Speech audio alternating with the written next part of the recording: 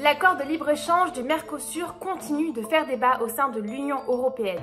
Ce traité conclu entre l'Union européenne et les pays d'Amérique du Sud est largement rejeté par nos agriculteurs jusqu'à nos politiques français. Si le vote de ce traité devrait intervenir avant la fin de 2024, que prévoit ce traité du Mercosur?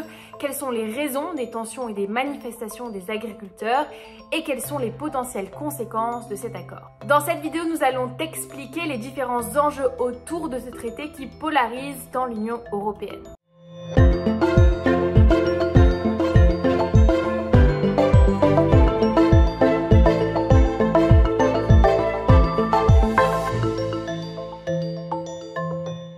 Mais alors, qu'est-ce que le traité du Mercosur? Créé en 1991, le Mercosur entre officiellement en vigueur avec la signature du traité Asunción en 1991 au Paraguay. Son nom, créé la même année, vient de l'espagnol Mercado Común del Sur ou du portugais Mercado Común do Sul, ce qui signifie en français marché commun du Sud. Ses ambitions sont plutôt simples, instaurer un espace de libre-échange, circulation des biens et services entre les pays signataires du traité, à savoir le Brésil, le Paraguay, la Bolivie, l'Argentine et l'Uruguay. Le Venezuela, qui faisait partie de cet accord, a été suspendu en 2016 car les autres pays ont considéré qu'ils ne respectaient pas la cause démocratique du traité. Il y a également 6 autres pays associés à cet accord. Nous avons le Chili, la Colombie, l'Équateur, le Suriname, la Guyane et le Pérou. La zone du Mercosur compte actuellement 309 millions de personnes. Le Mercosur représente plus de 80% du PIB de l'Amérique du Sud en faisant la zone économique la plus importante du continent et la 4e au niveau mondial. Le traité vise également à instaurer une politique commerciale commune et une coordination des politiques économiques et de la législation entre les différents pays membres. De plus, il permet la libre circulation des citoyens dans les zones concernées. UE et Mercosur, c'est un accord qui est discuté depuis des décennies. L'accord UE-Mercosur n'est pas le premier traité signé par le Mercosur avec des pays hors Amérique latine. En 2004, un accord de préférence douanière a été conclu avec l'Inde. Des accords ont été également signés avec des pays d'Afrique australe en 2004 et avec Israël en 2007. En 1995, un accord cadre interrégional de coopération a été signé avec l'Union européenne. Son objectif est de renforcer les relations entre l'UE et le Mercosur. L'accord qui fait actuellement débat découle de cet accord cadre. Mais cet accord est discuté depuis les années 2000. Les négociations ont été interrompues en 2004 en raison de l'impossibilité de trouver des compromis entre les deux parties.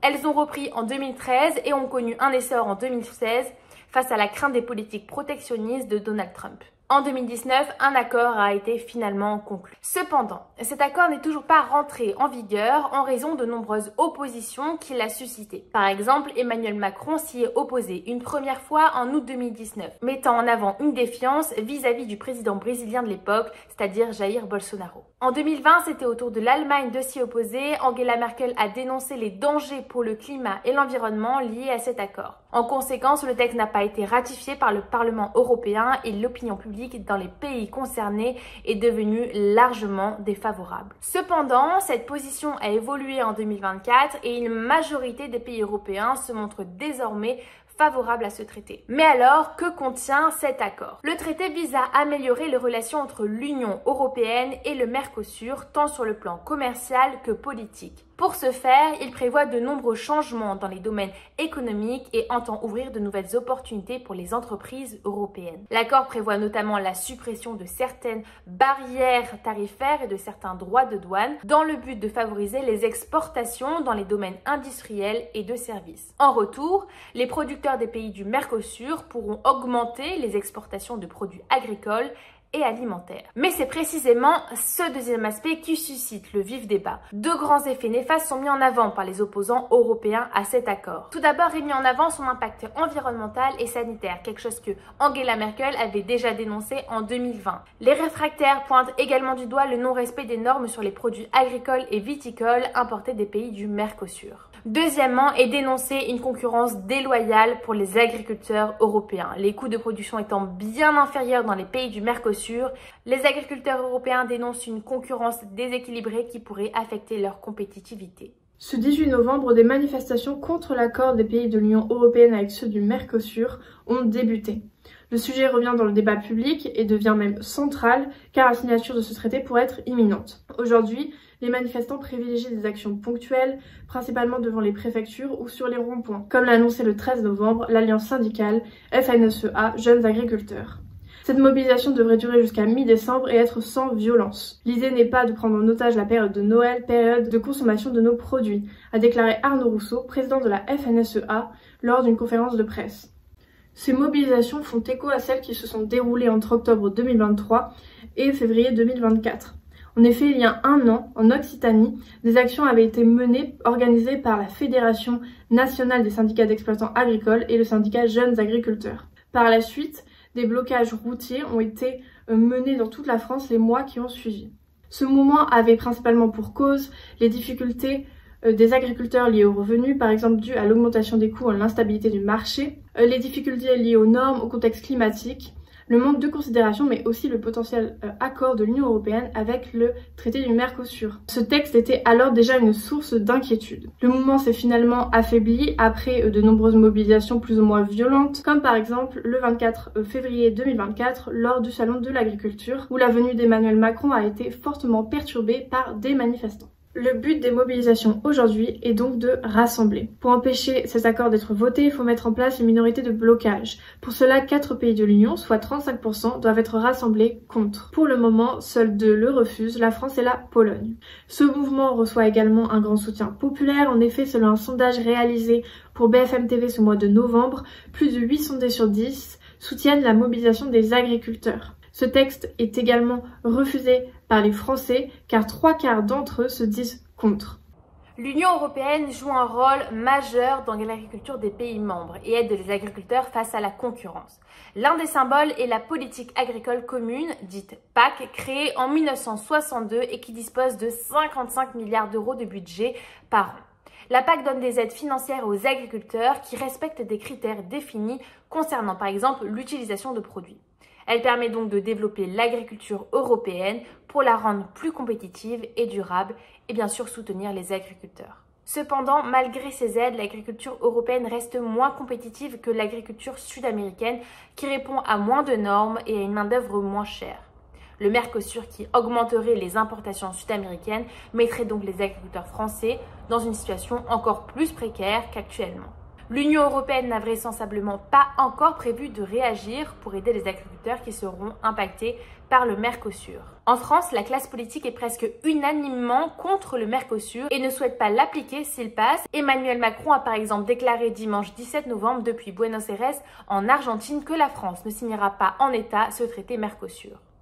Mercredi 26 novembre, l'Assemblée nationale a aussi largement soutenu la déclaration gouvernementale s'opposant au traité, avec 484 voix pour et 69 contre. Seuls les députés LFI s'y sont opposés car la déclaration indique ne pas vouloir appliquer le traité en l'état. Selon Arnaud Le Gall, député LFI du Val d'Oise, il n'y a pas de bon accord Mercosur possible. Et c'est pour cela qu'il aurait voté contre la déclaration. Mais le traité est un accord européen et la décision d'appliquer ou non le traité résulte du vote du Conseil de l'Union européenne composé des ministres des 27 États membres. La France essaye donc de convaincre des pays indécis afin de constituer une minorité de blocage dont le fonctionnement a été expliqué précédemment. Selon l'eurodéputée française et tête de liste Renaissance des dernières élections européennes Valérie Ayer, l'Irlande, la Belgique, les Pays-Bas, l'Italie, l'Autriche, la Pologne ou encore la Roumanie présenteraient de sérieux doutes. Des résultats sont déjà visibles car la Pologne s'est opposée au traité et des membres des gouvernements italiens et autrichiens ont eux aussi émis des signes d'opposition. L'objectif est de convaincre l'Italie qui permettrait de se rapprocher du quota de population nécessaire à la formation d'une minorité de blocage. En France, le gouvernement et les parlementaires cherchent donc à s'opposer au traité et à convaincre d'autres pays européens pour constituer une minorité de blocage. Mais ce n'est pas tout, il y a aussi des acteurs privés qui prennent position et pourraient peser dans la discussion, puis dans la potentielle application du Mercosur. Parmi les acteurs privés favorables au traité, on retrouve 78 fédérations professionnelles qui ont appelé lundi 18 novembre à accélérer la conclusion des négociations de l'accord de libre-échange UE-Mercosur. Ce traité permettrait en effet à la grande distribution et au secteur de la restauration d'acheter des produits alimentaires moins chers et de les vendre moins chers et de dégager plus de bénéfices. Tout cela avec des produits contournant les normes européennes. Mais le traité concerne aussi d'autres secteurs, notamment le secteur industriel, qui bénéficierait beaucoup d'un allègement des taxes sur les échanges. Parmi les acteurs opposés au traité, on retrouve en France Leclerc, Carrefour et Intermarché. Michel-Édouard Leclerc, le premier à réagir, a indiqué ne pas avoir été consulté dans la construction de cet accord qui permettrait des importations d'Amérique latine qui ne respecterait pas les causes écologiques. Alexandre Bompard, PDG du groupe Carrefour, a lui déclaré ne vouloir commercialiser aucune viande en provenance du Mercosur et a indiqué espérer inspirer les autres acteurs de la filière agroalimentaire.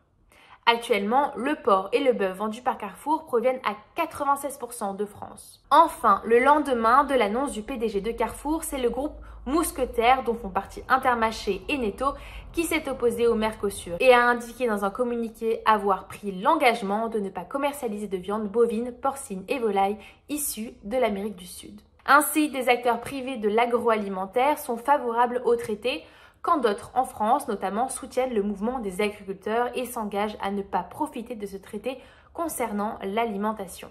L'accord du Mercosur est au cœur des débats de l'Union européenne, comme en témoigne la reprise des manifestations des agriculteurs. Néanmoins, seule la France et plus récemment la Pologne s'y opposent, soulignant l'impact qu'il aurait sur les commerces. Alors, malgré les protestations et les inquiétudes de certains pays membres, ce 6 décembre, l'Union européenne et les pays du Mercosur ont finalisé le décrié accord de libre-échange après 25 ans de discussion. En effet, Ursula von der Leyen, la présidente de la Commission européenne, a annoncé la fin des négociations autour du traité à Montevideo en Uruguay. La France, elle, continue de le refuser. L'Elysée a déclaré « L'accord n'est ni signé ni ratifié, ce n'est donc pas la fin de l'histoire ». Mais alors, que va-t-il advenir des mobilisations? Et est-ce que cet accord du Mercosur sera signé puis ratifié? C'est les questions que nous nous poserons dans les prochaines semaines et dans les prochains mois.